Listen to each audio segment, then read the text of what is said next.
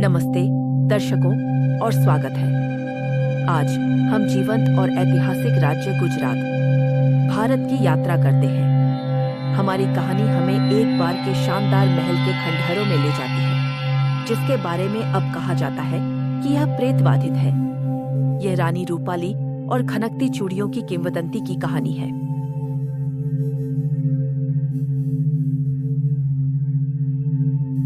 गुजरात के शुष्क परिदृश्य में एक बार के भव्य महल के प्राचीन खंडहरों के बीच एक किंवदंती कायम है। महल, जो कभी शक्ति और समृद्धि का प्रतीक था, अब आंशिक रूप से ढह गया है। इसकी अलंकृत दीवारों पर समय और उपेक्षा के निशान हैं। रानी रूपाली अपनी सुंदरता, अपनी कृपा और गहनों के उत्कृष्ट संग्रह के लिए प्रसिद्ध थी। वह अपनी दयालुता और बुद्धिमत्ता के लिए अपनी प्रजा द्वारा प्रिय थी। उनकी हंसी से महल के हॉल खुशी से भर जाते थे। हालांकि त्रासदी हुई। महल पर आक्रमणकारियों ने हमला किया और रानी रूपाली कई अन्य लोगों के साथ लड़ाई में मारी गई। महल, जो कभी उत्सव का स्थान था, तबाही और नुकसान का दृश्य बन गया। स्थानीय लोग फुसफुसाते हैं कि रानी रूपाली की आत्मा महल के खंडहरों के भीतर रहती है। ऐसा कहा जाता है कि कुछ रातों में उनकी चूड़ियों की हल्की खनक खाली हॉल में गूंजती हुई सुनी जा सकती है। ध्वनि को सुंदर और दुखद दोनों के रूप में वर्णित किया गया है, जो उनकी खोई हुई महिमा और दुखद भाग्य की एक भूतिया याद दिलाती है। एक दिन एक पुरातत्वविद महल के इतिहास से आकर्षित होकर इसके रहस्यों को उजागर करने के लिए इसके खंडहरों का पता लगाने आया। शहरी खोजकर्ताओं का एक समूह प्रेतबाधित होने की अफवाहों से मोहित होकर एक साहसिक कार्य की तलाश में महल में आया।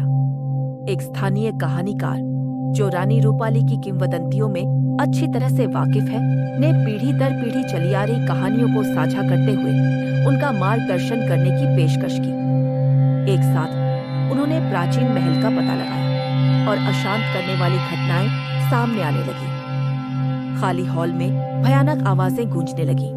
चूड़ियों की हल्की लेकिन विशिष्ट खनक, तब भी जब कोई आसपास नहीं था।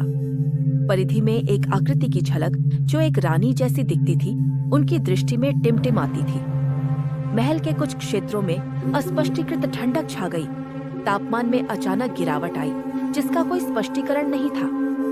विशिष्ट स्थानों पर, विशेष रूप से रानी के पूर्व कक्षों के आसपास, उन्होंने भावनात्मक गूंज महसूस की। दुख की एक भारी भावना, नुकसान की, जैसे कि स्वयं पत्थरों में रानी रूपाली का दुख समाया हुआ हो। उनकी अनुभूति का चरमोत्कर्ष एक रात पूर्णिमा के प्रकाश में आया। चूड़ियों की खनक पहले से कहीं ज्यादा तेज और स्पष्ट थी। रानी के पूर्व कक्ष में एक छायाचित्र साकार हुआ, जो झिलमिलाते गहनों से सजी एक राजसी आकृति थी, जिसकी अभिव्यक्ति सुंदरता और उदासी का मिश्रण थी। पुरातत्वविद ने प्राचीन अभिलेखों की जांच करते हुए एक छिपे हुए सत्य का खुलासा किया। एक गुप्त मार्ग, जो एक छिपे हुए कक्ष तक जाता था, जहां रानी रूपाली ने अपने लोगों की रक्षा करते हुए अपना अंतिम स्टैंड बनाया था। शहरी खोजकर्ताओं ने अपने कैमरों पर एक भूतिया छवि कैद की, जो रानी के छायाचित्र की एक क्षणिक झलक थी। कहानीकार ने किंवदंती का अंतिम अध्याय साझा करते हुए रानी के अटूट साहस और बलिदान का खुलासा किया।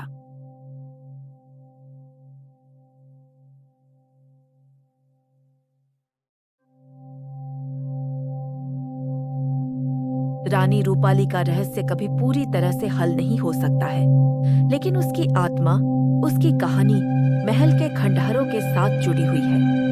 उसकी चूड़ियों की खनक खाली हॉल में गूंजती रहती है, जो खोए हुए जीवन, गिरे हुए राज्य और स्मृति और किंवदंती की स्थायी शक्ति की एक भूतिया याद दिलाती है। महल अतीत की स्थायी उपस्थिति, मौजूद रहस्यों और बताई जाती रहने वाली कहानियों के प्रमाण के रूप में खड़ा है।